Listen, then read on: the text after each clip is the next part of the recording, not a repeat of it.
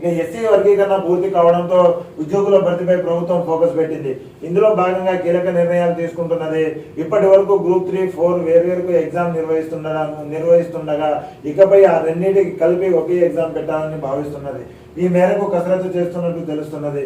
Group 3, 4కు ఒకే syllabus qualification degree ఉంది.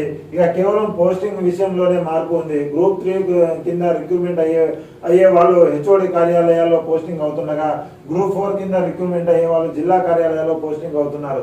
ఈ నేపథ్యంలో ఈ రెండింటికి కలిపి ఒకటే పరీక్ష నిర్వహించాలని ప్రభుత్వం సూత్రప్రాయంగా నిర్ణయించినట్టు తెలుస్తుంది.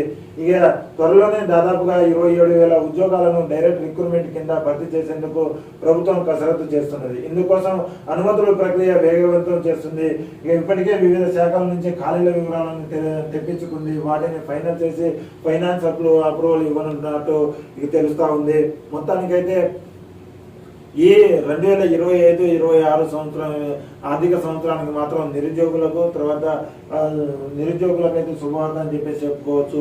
ఇక మధ్యలో ప్రజా పాలన పైన దృష్టి మరించడానికి ఎలాంటి అడ్డంకులు అయితే లేవు. ఇప్పుడు పూర్తిగా పాలనపైన అధికారులు సీఎం రేవంత్ రెడ్డితో పాటు మంత్రులు దృష్టి పెట్టినట్టు తెలుస్తా ఉంది.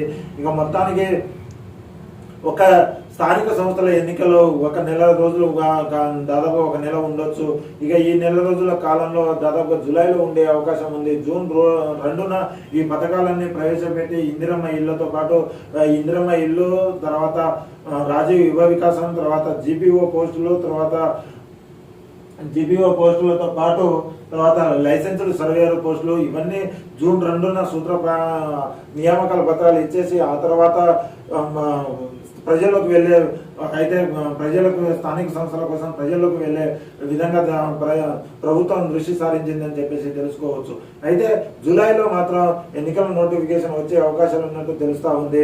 మొత్తానికి ఎప్పుడైతే ఇప్పుడు సర్పంచ్ ఎలక్షన్లు కావచ్చు, తర్వాత మున్సిపాలిటీ ఎలక్షన్లు ఉండొచ్చు, తర్వాత ఎంపీటీసీ, జెడ్పీటీసీ, ఈ విధంగా అన్ని ఎలక్షన్లు పెండింగ్ లో ఉన్నాయి. ఒక నెల రోజుల కాలంలో వ్యవధిలో దాదాపు 3 నుంచి 5 విడతలలో ఈ ఎలక్షన్ల ప్రక్రియ పూర్తి చేసే కోణంలో ప్రభుత్వం కూడా యోచిస్తున్నట్టు తెలుస్తా ఉంది. ఇక ఆ సర్పంచుల ఎలక్షన్ కానీ పూర్తి కంప్లీట్ అయిపోతే మాత్రం ఇక పూర్తిగా ప్రజా పాలన పైన దృష్టి సారించే ఆలోచనలో ప్రభుత్వం ఉందని చెప్పేసి తెలుస్తా ఉంది.